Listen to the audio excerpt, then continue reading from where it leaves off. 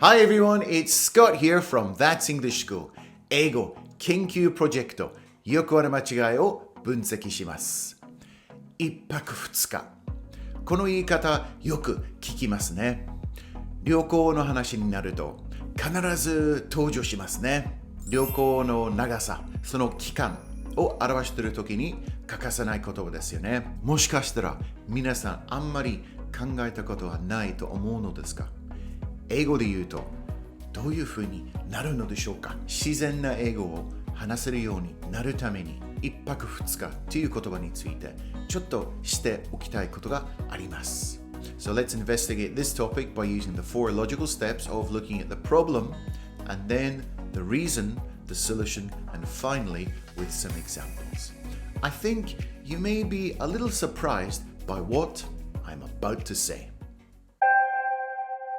First, let's look at the problem. 1 night, 2 days.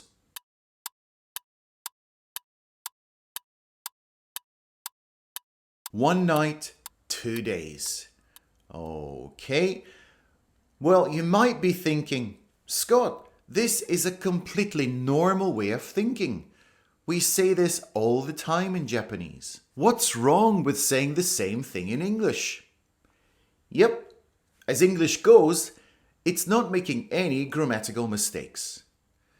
That's not what I'm getting at. When I first arrived in Japan, which was about 20 years ago, I was kind of surprised when people talked about the length of their trips like this. So, where did you go on your trip? Oh, we went to Hokkaido. Ah, that sounds amazing. How long were you there for? 2 nights, 3 days. 2 nights, 3 days. Wow. Let's look a little more deeply at the reasons why I think you shouldn't describe the length of your trip like this. The main reason is this. It's way too much information. It's too detailed. Now, as everyone knows, when it comes to the details, Japanese culture is well known for being precise and, well, basically perfect. That's why Japan has been so successful in the electronics and automobile industry. A dedication to perfection. Take the train systems, for example. The trains arrive on time. Exactly on time. When it comes to money, there can be no mistakes. I was amazed to see how many times my bills were counted at the store. Or even when it comes to colors. 色鉛筆ちょっと取って。何色？緑。はい。これ緑じゃないよ。これ黄緑だよ。緑じゃん。全然違う。大体一緒じゃん。全然似てないし。細かいね。In foreign countries, people tend to take longer vacations than in Japan. In my childhood, we would go away for at least 2 full weeks. And I'm talking staying in the same hotel for the full 2 weeks. If you look on a travel website or go to a travel agency, holidays are usually sold in terms of weeks, not so much in days. A few years ago, I wanted to rent out an Airbnb apartment in London just for a few days. Of course, I was turned down. The minimum stay was 10 days.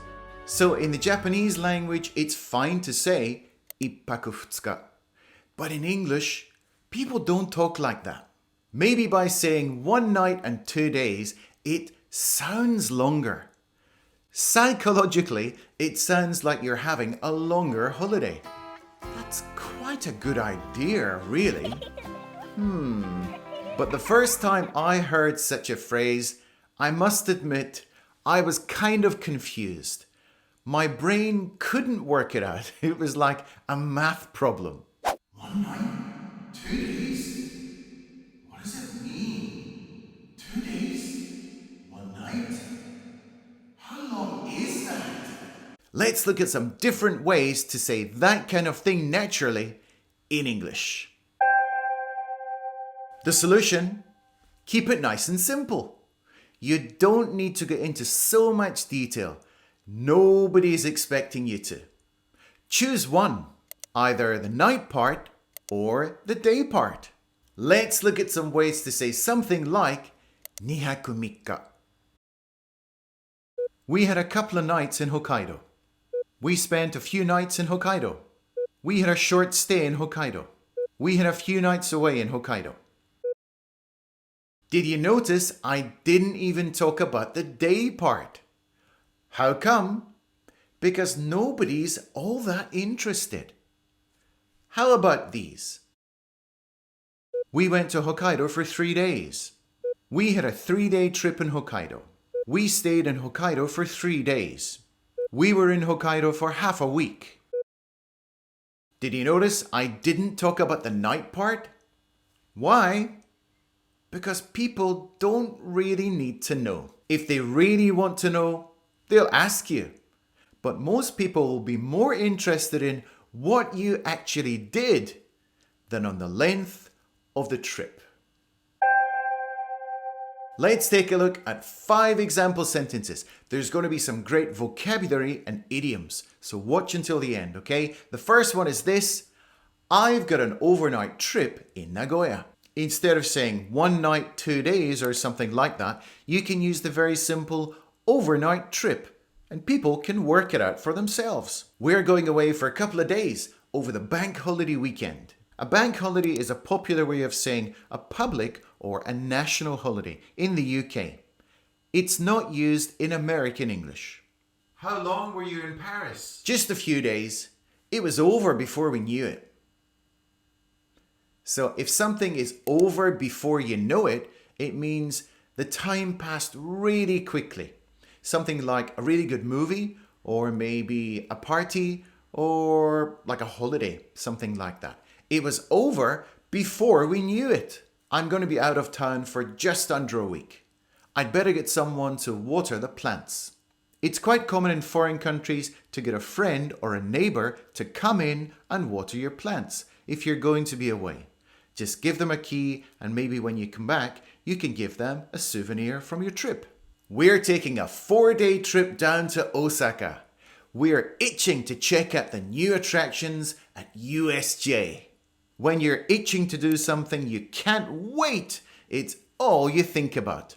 I'm itching to do it. Have you ever wondered how to explain the weather clearly in English?